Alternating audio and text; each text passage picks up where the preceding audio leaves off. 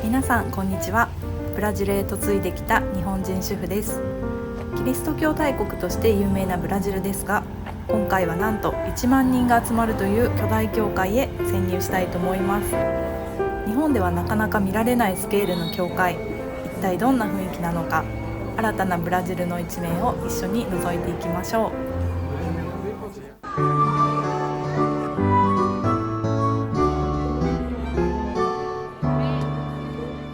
ブラジルライフ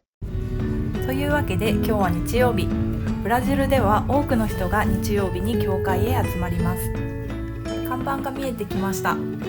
車を駐車したいのですが、1万人規模の教会なのに駐車場は50台ほどしか止めれません。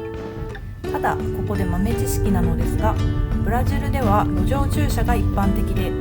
基本この黄色い線が引いてあるところ以外はどこでも駐車 OK です。なので街全体が駐車場みたいになっています。ただ曜日や時間によっては料金が発生するところもあります。建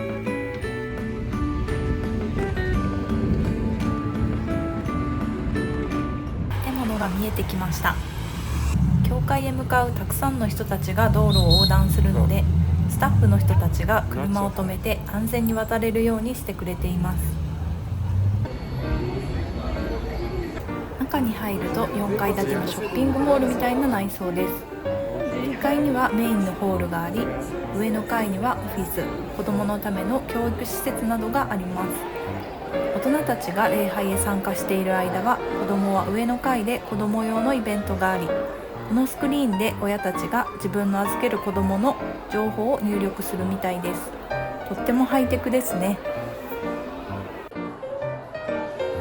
こちらは物販コーナーです。聖書やキリスト教書籍はもちろん、雑貨や服なども豊富に揃えてあります。教会内にはレストランも併設されていて、一般の人たちにも開放されており、ビュッフェ形式でブラジルの美味しい料理が食べられます。ブラジルライフ。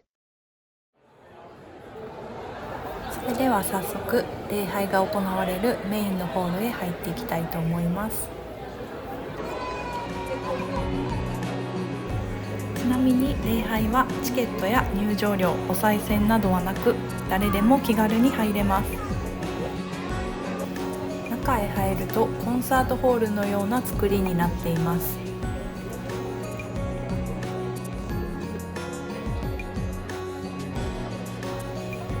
席数は約4000席用意されており、朝、昼、夜の3回礼拝が行われていて、毎回ほぼ満席なので1万人以上の人が集っていると推定されます。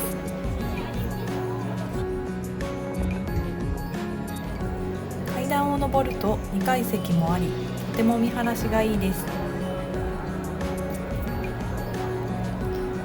少し前に遡りますが、この教会では毎年クリスマスにミュージカルが上演されます。クリスマス期間中に5回の公演があり、多くの人が訪れる大人気のイベントです。すべて教会のボランティアの方々によって作り上げられていますが、そのクオリティはまるで劇団四季のようです。私も去年見に行きましたが、鳥肌が立つほど感動しました。映像では伝えきれない迫力があるので、ぜひ一度実際に見てほしいです。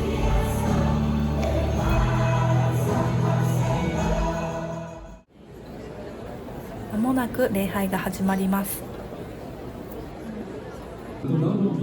土曜日の夜に10代から20代向けの若者のための礼拝が別にあるので、この日曜日礼拝は家族連れや高齢者の方が多いです。賛美歌の伴奏は豪華なフルオーケストラです。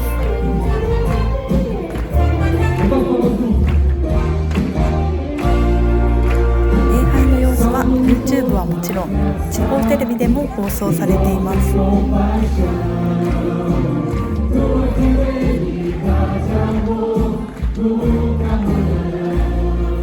ブラジルはあの有名な像でご存知の通り、昔からキリスト教の国ですが、最近はその形が大きく変わってきています。伝統的なカトリック教会の影響が弱まり、今は現代的で馴染みやすい音楽や映像を取り入れたプロテスタント教会が急増、新しい形の信仰が広がっています。ブラジルにはアメリカやオーストラリアに負けず劣らず、数多くの影響力のあるゴスペルシンガーがいます。ジェンチド・トロノやマリネ・バホスをはじめ、数多くのアーティストが情熱的な賛美で人々の心を動かしてきました。特に1990年代以降、彼らの音楽は教会の礼拝をよりダイナミックで親しみやすいものに変え、若い世代の信仰を深める大きな役割を果たしてきました。ブラジルのゴスペルは YouTube でも9000万回再生されるぐらい、今や国内だけでなく世界中で多くの人々に愛されています。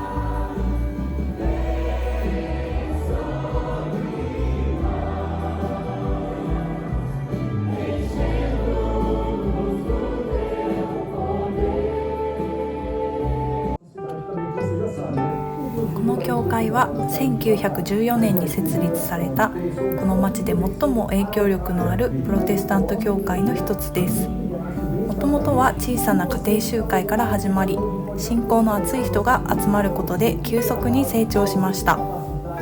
地域社会への貢献にも積極的で、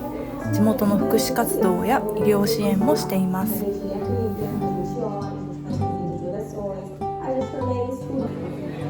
さらに最近では英語での交流の場としてザ・ウェイという英語の礼拝も別のホールで行われており、私のようなブラジル在住の外国人や英語を学びたい人々にとっても貴重なコミュニティとなっています。ブラジルライフ。この日は1年に一度の子ども祝福式だったようで、みんなで子どもたちの祝福を祈りました。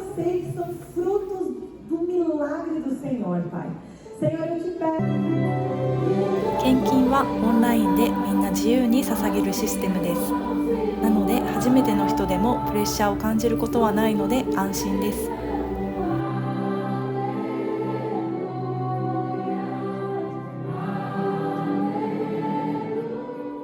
この日は月に一度の生産式の日でした。こんな大勢の人にどうやってブドウジュースとパンを配るのかと思いきや、もうすでに席に映画館のドリンクホルダーのようにセットがはめ込まれていました。メガチャーチならではの光景ですね。プラスチックの小さなカップは2層式になっていて、上の蓋を開けるとパンを取り出し、さらに下のフィルムをめくるとブドウジュースが飲める形になっています。衛生的で今の時代にぴったりですね。この日の牧師の説教は世界国際女性デーにちなんで、聖書の中で活躍した女性たちの話でした。そして会場にいる男性たちに向かって、皆さん賢い奥さんの言うことをよく聞きましょうねと呼びかけてくれていて、奥さんたちにはありがたいメッセージでした。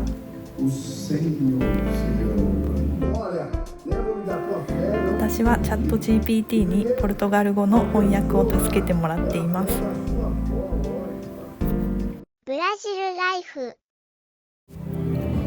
というわけで1時間半の礼拝が終わりました。この後はレストランでご飯を食べたり、みんな自由に過ごします。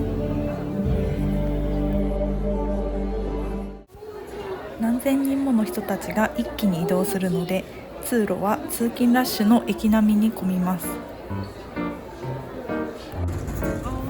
外に出るとたまに教会の駐車場にキッチンカーが来ていることがあります。ハンバーガー、チュロス、もちろんシュラスコもあります。この日は暑かったのでアサイを買いました。もともと日本にいる時から好きだったのですが、ブラジルでは至る所で売られているので天国のようです。ブラジルのアサイはシャーベット状で程よい甘さでとっても食べやすいです。グラノーラやバナナなど好きな具をトッピングできます。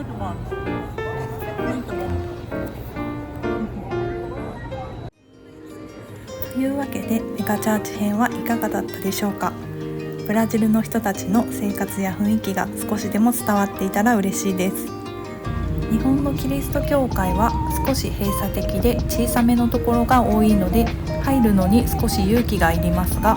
ブラジルのメガチャーチは映画館に行くような感覚で誰でも気軽に入れるのが一番のメリットかなと思います。こんな感じでこれからも30代日本人主婦が見たありのままのブラジルを配信していきますので、チャンネル登録していただくと最新動画を見逃さずご覧いただけます。またブラジルのここはどうなのなど質問があればぜひコメント欄に書いていただけると嬉しいです。いいねボタンもいただけると励みになります。